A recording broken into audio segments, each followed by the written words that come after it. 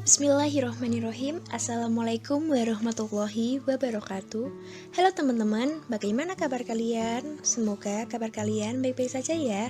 Dan jangan lupa kalian itu harus tetap bersemangat walaupun belajarnya secara daring. Kami dari kelompok 10 ingin menerangkan atau menyampaikan materi tentang munakahat perkawinan. Sebelum kami menerangkan materi tersebut, saya akan memperkenalkan kelompok kami yang beranggotakan Fitria Risang Ayu dan Ayu Nurul Setiawati. Nah, dalam pengertian ini ada berbagai macam. Yang pertama, kata kunci konsep pernikahan. Dalam Al-Quran ada dua kata kunci yang menunjukkan konsep pernikahan, yaitu zawaja dan kata derivasinya berjumlah lebih kurang dalam 20 ayat, dan nakaha, kata derivasinya sebanyak lebih kurang dalam 17 ayat. Yang dimaksud dengan nikah dalam konteks pembicaraan ini adalah ikatan akad atau perkawinan. Yang kedua, pernikahan menurut ulama mazhab Syafi'i. Menurut ulama mazhab Syafi'i mendefinisikannya dengan akad yang mengandung kebolehan melakukan hubungan suami istri dengan hafal nikah atau kawin yang semakna dengan itu. Yang ketiga, definisi perkawinan. Dari definisi perkawinan adalah sebuah ungkapan tentang akad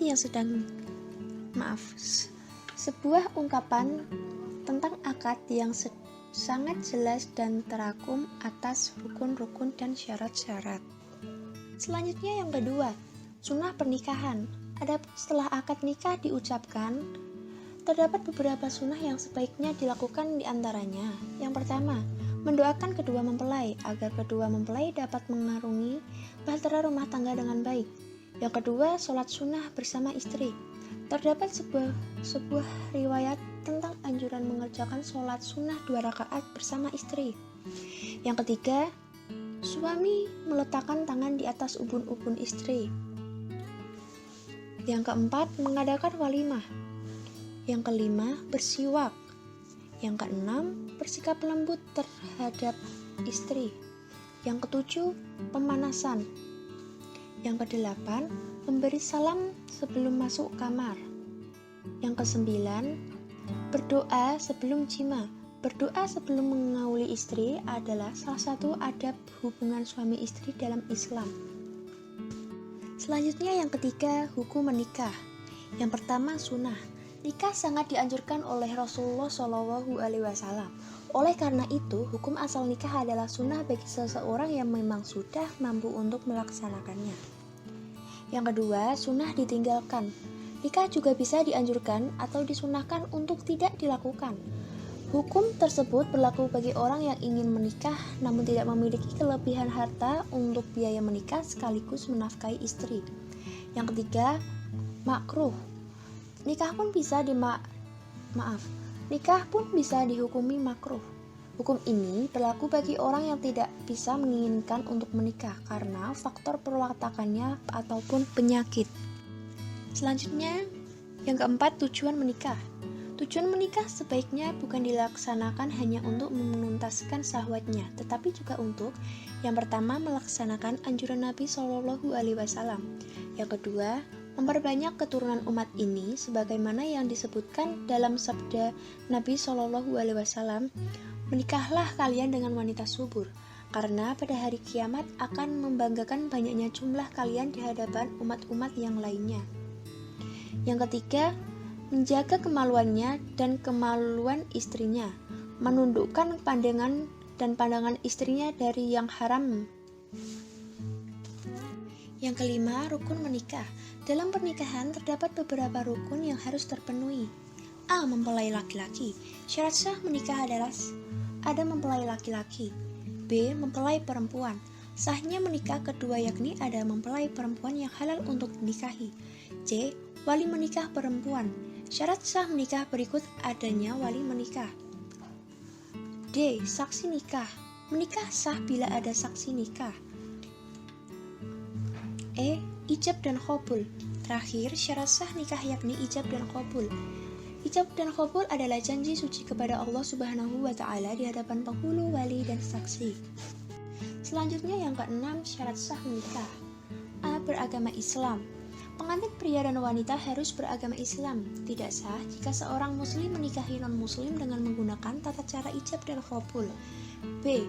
Bukan laki-laki mahram bagi calon istri. C. Wali akad nikah. Wali akad nikah mempelai perempuan yaitu ayah. Namun jika ayah dari mempelai perempuan sudah meninggal, bisa diwakilkan oleh kakeknya. D. Tidak sedang melaksanakan haji syarat sah menikah berikutnya yakni tidak sedang berhaji. E. Bukan paksaan. Syarat sah menikah terakhir yaitu menikah bukan karena paksaan. Yang ketujuh, hak dan kewajiban. A. Hak istri atas suami. Hak istri atas suami terdiri dari dua macam. Pertama, hak finansial, yaitu mahar dan nafkah. Kedua, hak non-finansial, seperti hak untuk diperlakukan secara adil apabila sang suami menikahi perempuan lebih dari satu orang dan hak untuk tidak disengsarakan. B. Hak suami atas istri.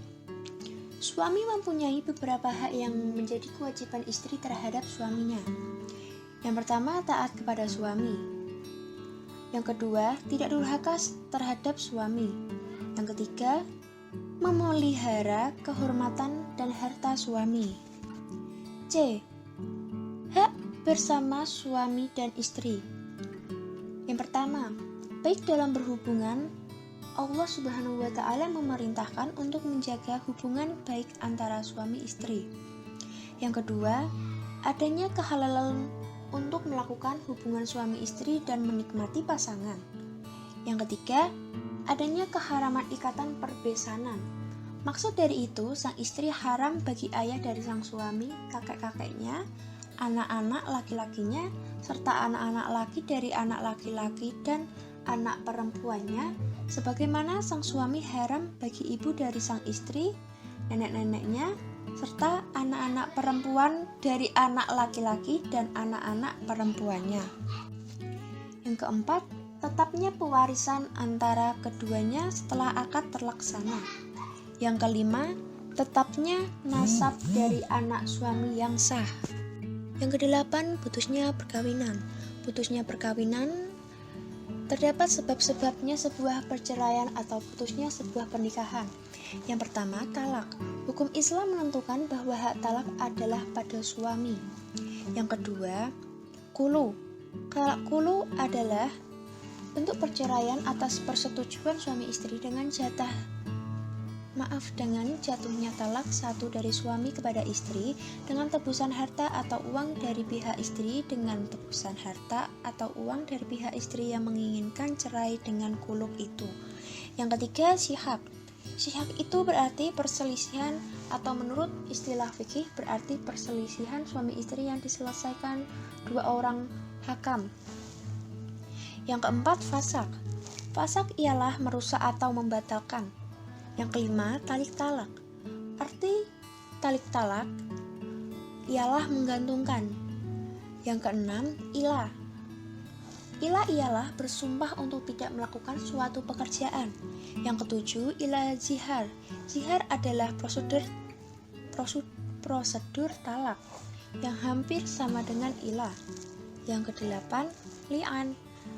Li'an ialah laknat, yaitu sumpah yang di dalamnya terdapat pernyataan bersedia menerima laknat Tuhan apabila yang mengucapkan sumpah itu berdusta. Yang kesembilan, kematian. Putusnya perkawinan dapat pula disebabkan karena kematian suami atau istri. Baiklah, tadi adalah sedikit penjelasan dari materi munakahat perkawinan dari kelompok 10. Jika ada salah kata, kami mohon maaf.